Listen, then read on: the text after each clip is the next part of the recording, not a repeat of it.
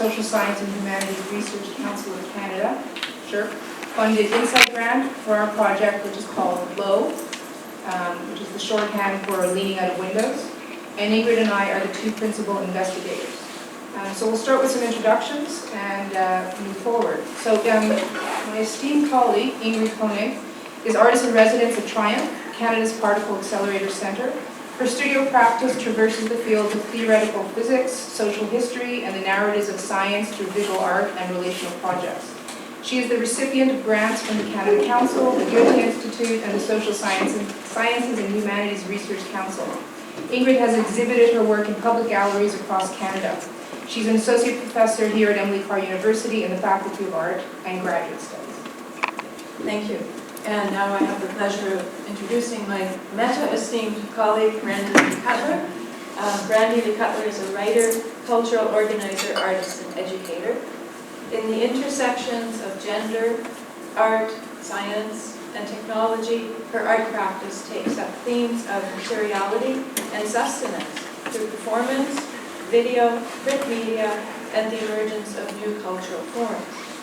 She regularly contributes essays to journals, catalogs, and art magazines. Open Wide, her ebook on digestion as a metaphor for experience, was launched on iTunes in March 2014. Brandy is also an associate professor at Emily Carr University in the Faculty of Art and Graduate Studies. In addition to the support of SHRC, we would also like to thank Emily Carr University, its staff, students, and faculty for their enduring support of this project.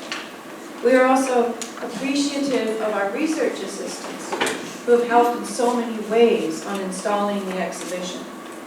And gratitude also goes out to Triumph, Canada's Particle Accelerator Centre, for their continued collaboration and inspiration.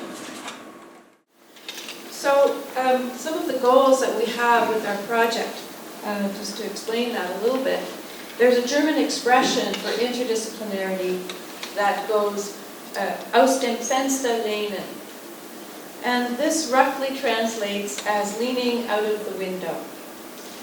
So that sense that you are in one space, you're looking out into another space, into another field, you're a little bit unbalanced, maybe you'll fall out, but well, that might be another phase. So this image of leaning out of the window inspires our project, which aims to coordinate, to curate, assess, and analyze models of collaboration for art and science, namely between Emily Carr University faculty and students, visiting artists, and theoretical physicists, their postdoctoral researchers, and graduate students at Triumph, which is Canada's Particle Accelerator Centre. A physics topic was chosen by Triumph physicists, and in this case it was antimatter. And antimatter was fed into an idea-generating production process. And we call that process aesthetic transformation, which results in a chain reaction of artworks presented in this exhibition. So if you feel like you're walking through and it's kind of like poof, poof, poof, chain reaction, that would be a nice kind of experience to have. So what we thought we would do is share a bit of our application to SHRC to give you a sense of the kind of high-level ideas. So our research creation questions are, in what ways can transformative methodologies of collaboration work to engage with the diverse languages employed by artists and physicists? And our second question, what are the possible models for interdisciplinarity or interdisciplinary learning in the studio and the science lab that are creative and effective generators of new knowledge and its visualizations? The objectives of the proposed research are to explore how artists might work with scientists to develop a shared understanding of how knowledge can be translated across disciplinary communities. Additionally, we're interested in organizing and assessing a process of interdisciplinary collaboration between art and science that enables hybrid research, which can then be shared by artists and scientists. So go through a little bit of this process. In phase one, which is the first year of the 4-year grant, 2016 to 2017, We met with scientists at Triumph over a period of 3 months to coordinate a shared understanding of the project and develop a process design. After much back and forth, conversations, working with images and diagrams, lots of wonderful conversation, Ingrid and myself then curated 27 artists into 4 streams, which are presented here. So these clusters within the exhibition are configured around streams, and they are the blind stream, the dialogical stream, the tandem stream, and the fieldwork stream. After the science seminar on antimatter was delivered by the scientists, and that was last January 21st, I believe, the artists set to work in a series of production relays from that point on, from January all the way until September of last year. So this exhibition is the result of that endeavor. One anecdote about the 27 artists who wound up being assigned to physicists, so each had their own physicist, and the artists came to name their physicist as my physicist, and the physicists wound up talking about my artist, so there was this really fun kind of naming that went on. And just the other day, I think Ursula said, "How did you find all the physicists?" Which was an interesting question. And but the other day, the opening, I think it was Alina asked, "How did you find all the artists?" So that was a nice symmetrical question that came up. So we have a drawing here. So this is a diagrammatic that I developed to be able to visualize after all of our meetings, after discussing how are we going to play out this interaction, the relays, the feedback loops, came up with this drawing, which is a process design, and it would help us understand our curatorial vision and the larger thematic. We were inspired particularly by the diagrams introduced to us by the physicists, especially Dr. Ewan Hill's models that he shared with us for figuring physics processes. So we designed these streams, as Randy mentioned, the blind, dialogical, the tandem, the fieldwork. Fieldwork was an experimental class I ran. Each stream had a series of relays between 2 to 4 artists, and this design included the feedback loops to ensure the interaction between artists and physicists during their production. So the focus of phase 2, which we are in, has been organizing the exhibition and today's translation hub. These results are step 1 of a larger 4-year process. Today's event will be followed by conversations with our collaborators, scientists and research assistants about what has actually unfolded.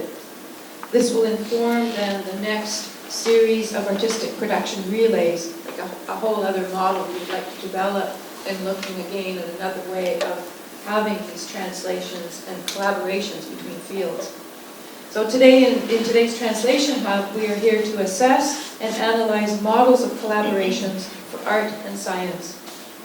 With so many interactions and artworks, we are excited to hear your thoughts on the exhibition and the process. So we're going to talk a little bit more about some of the core ideas, and eventually we're going to have hopefully all of you in the room contributing your comments, thoughts, and observations. But at this point, we wanted to sort of talk about, the project is very much about experimentation and collaboration. It's also about improvisation. Some of the general questions we have: what does it mean to respond as an artist or as a physicist? What does it mean to respond to a science concept as an artist? What does it mean to respond to an artwork as a physicist? What is the role of metaphor in the translation process? Metaphor was there at the beginning of our inquiry when we first met with representatives at Triumph, particularly the director and the deputy director of communications person.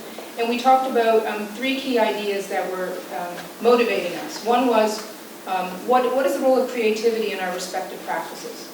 And what is the role of communication in relaying complex ideas? But metaphor kept coming up, and one reason for that is physicists generally have this baseline language of mathematics that they work in, and they communicate their ideas. So this beautiful work right outside this window by Elizabeth Mackenzie is a representation of the Dirac equation, and this is the equation that describes antimatter. But most of us who aren't physicists don't know math. We don't, it's an image to us. It's not a kind of language in the same way. So we found that metaphor is what we need to translate these beautifully succinct ideas into something that is approachable for the non-scientist, for someone who doesn't have math as a language. So metaphor seems to be there in how physicists communicate their ideas to the layperson. And I think it's also there in how artists then translate, transcribe, explore those ideas in another realm. And so in some ways it's not about making these ideas clearer, it's about finding a visual representation of an idea that's quite complex. And without mathematics, that's our job as artists to explore. So this idea of metaphor is important, but also what do artists and physicists get out of the process? That's always a question we come back to. You know, in some ways we've had the artists take center stage with their artworks, and I think one of the challenges is how do we ensure that the physicists are getting as much out of it? And I think that's partly to inform the next phase of production in some way, to find out more of that. But the other thing that's kind of interesting in terms of what is a response? What exactly is this? And in some ways we're still trying to figure that out. Is it an answer? Is it a reply? Is it a reaction? Is it feedback? Is it a comeback? Is it an offering, a gesture perhaps, an echo, a rejoinder, a reverberation? We're not entirely sure, but this is what we find fascinating is this word response actually means something different to each of us individually, but also within the realms of art and within the realms of science. It has different implications which we learn along the way. I just wanted to mention some of the challenges that artists had, and briefly. And one of them was how, in this idea of response, how to let yourself be driven by the unconscious and by free association. So that was something that Marina was really questioning. Natalie talked about looking into a specialized but very unfamiliar world, and she said it was like deep sea diving or going into space. So this confronting very different ways of thinking is, and in these diverse fields, was a challenge. Artists were worried about disappointing the physicists. How can they let go of certain attachments? How do they not translate the physics topic in a literal way, but let go of that they're free to explore? So there was an uncomfortable position of confusion for them as well. So this was definitely a challenge for take this on. So I'd like to introduce our collaborators because they are going to just speak briefly about the idea of aesthetic transformation, which was what this was also using this method. So I'd like to introduce Elvira and Margit, our collaborators on the project, to discuss this concept. So Elvira Hofschmidt is a Vancouver, Berlin-based visual artist, curator, and author in the field of processes of artistic transformation, collaborative art, and temporary art spaces. She's a sessional faculty at Emily Carr University and one of our LOoW collaborators on the SSHRC Insight grant. Elvira was artist in residence at Triumph, Canada's Particle Accelerator Centre from 2011 to 14, and co-curated the Goethe satellite at Vancouver Raw Data. And this was our artistic transformation project in 2012. She's co-author of the book Artistic Transformations, Models of a Collective Production of Art and the Dialogue Between the Arts, released by the Heimat Verlag, Berlin in 2010. Margit Schild, Dr. Margit Schild on the end, is a Berlin-based conceptual artist, curator, filmmaker, and author in the field of processes of artistic transformation, collaborative art, and urban research. She holds a lectureship at the Berlin Center for Advanced Studies in Arts and Science at the University of the Arts. Margit was also an artist in residence at Triumph, Canada's Particle Accelerator Centre at the same time, 2011-2014, and co-curated the Goethe satellite at Vancouver Raw Data Artistic Transformations project in 2012, funded by Goethe Institute. She's a co-author of Artistic Transformations, Models of a Collective Production of Art and the Dialogue Between the Arts. So, hello everybody. I'm now introducing the process the term aesthetic transformation a bit.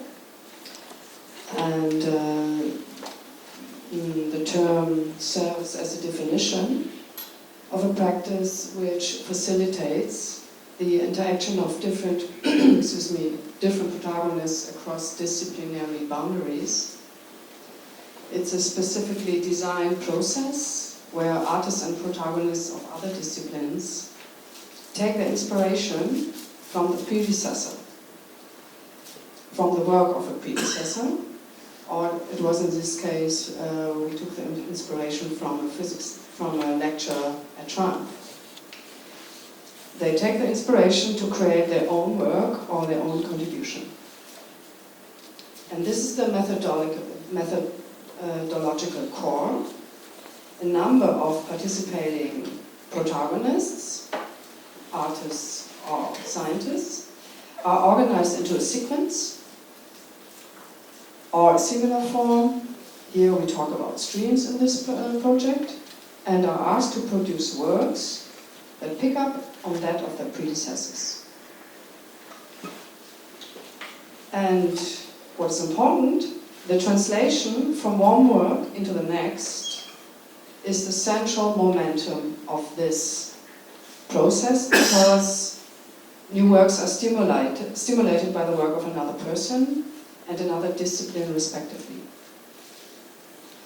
And the process is marked by the strategic application of rules and restrictions for the reception and transformation of predetermined works within a fixed time frame and a number of steps.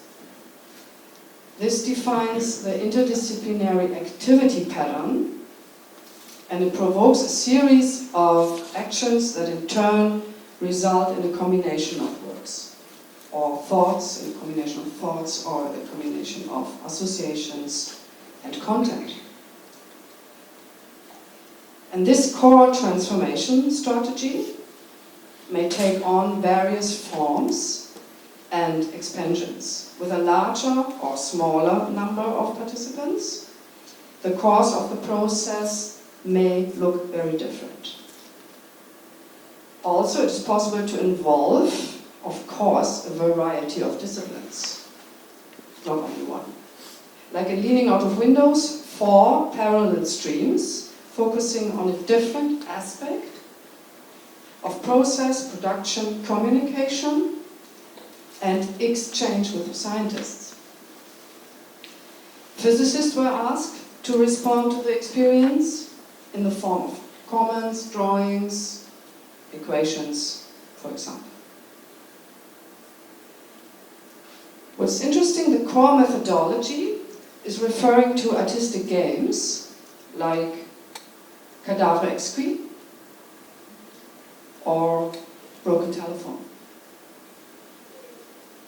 And they are similar to other creative associative methods, such as mind mapping, for example, or creative coincidence techniques. And as you know, a mind map is the graphic representation of associations depicted in relation to each other. And aesthetic transformation is based on associations and analog thinking. Associations that emerge by chance are based on the mind's capability for analogous thinking. Apparently, unconnected phenomena are connected according to principles of similarity. Analogous thinking means, for example, I look out of the window, I see snow falling, and at the same time the silent fall of snowflakes reminds me of the falling leaves in autumn and the transience of all life in general. But it could as well remind me of filling the refrigerator, or it reminds me of my last snowshoe trip. So So this is a chain reaction of associations we are working with. Very simple, in a way, right? Ursula Brandstaetter states in one of her books on aesthetic transformation, the advantage of analogous thinking is finding similarities between phenomena, even those they may be far apart. Logical thinking, on the other hand, is generalizing, and it is a matter of distinguish the similar, of clearly delineating demarcations between phenomena. This is what logical thinking is doing. Analogous thinking, on the other hand, refers to similarities in the differences. So what we do here is we're weaving disparate disciplines into a fabric of associations, metaphors and images. And this is based on the assumptions that associations never emerge singularly. Like the example I had. One association is pulling up the other one.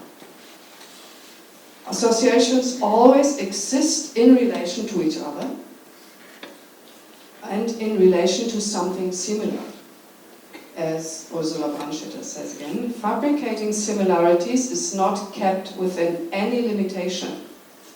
In principle, everything can be set into a correlation of similarity with everything else.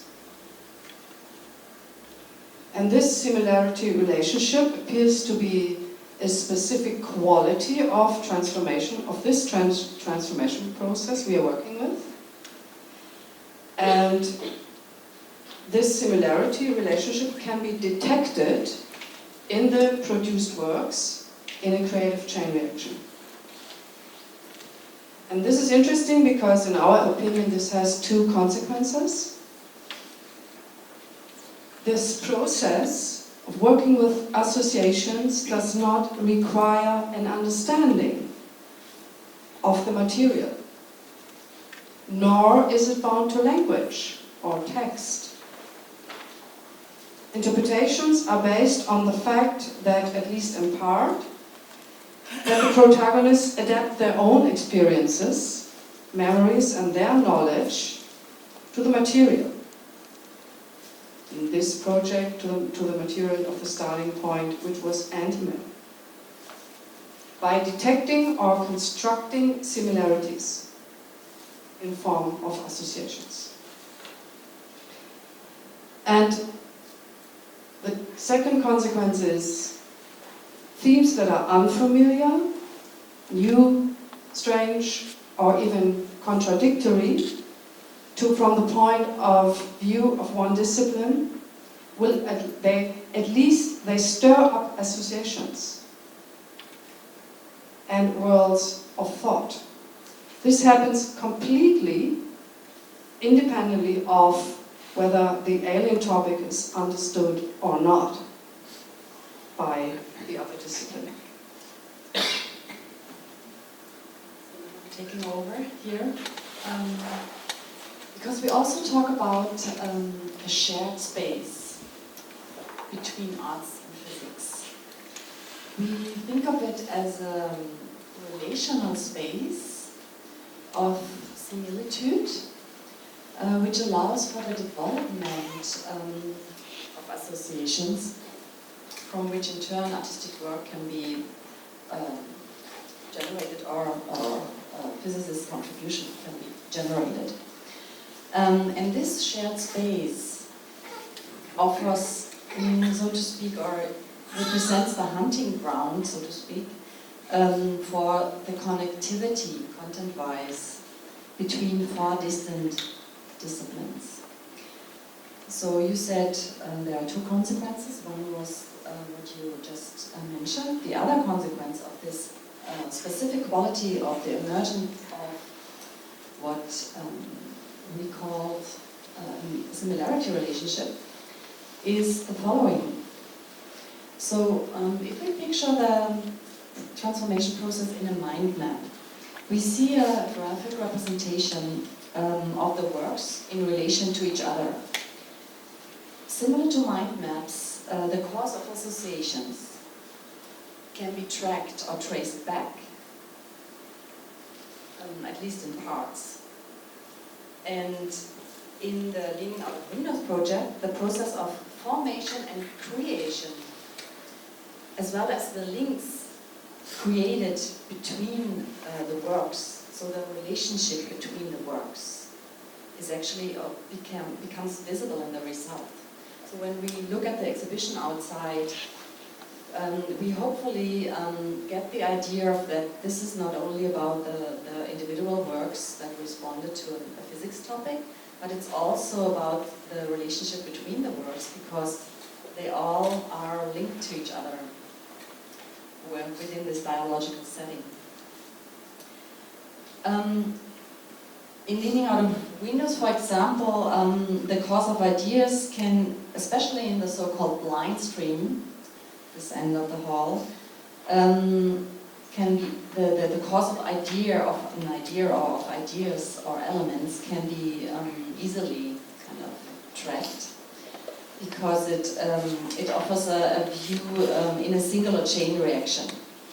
So the second, the third, and the fourth artists, they didn't know about the original topics. They only responded to the immediate predecessor's work.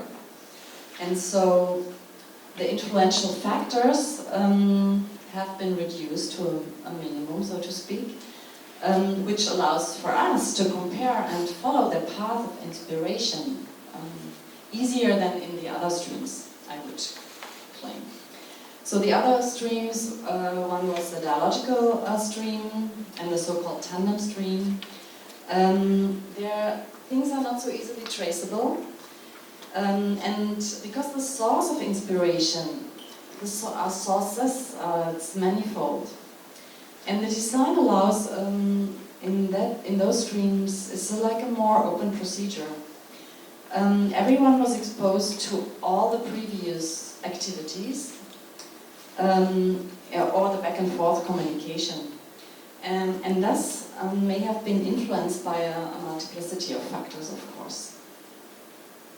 And I think the juxtaposition between of those streams also gives us a lot of options and possibilities. So having streams that are more open probably offer variations and information that we haven't probably felt before. So that was maybe a very necessary design of the process. And again, if we look at the outcomes of the aesthetic transformation process, they do not merely represent communicative events, right? Like this dialogue between the artist or the artist and the physicist. But it also represents the emergence of multiple related works, also points towards a characteristic of aesthetic transformation, which is that the participants practice a collective form of art making or a collective form of production. It's not only about the art production, but also about the physicist's production of work.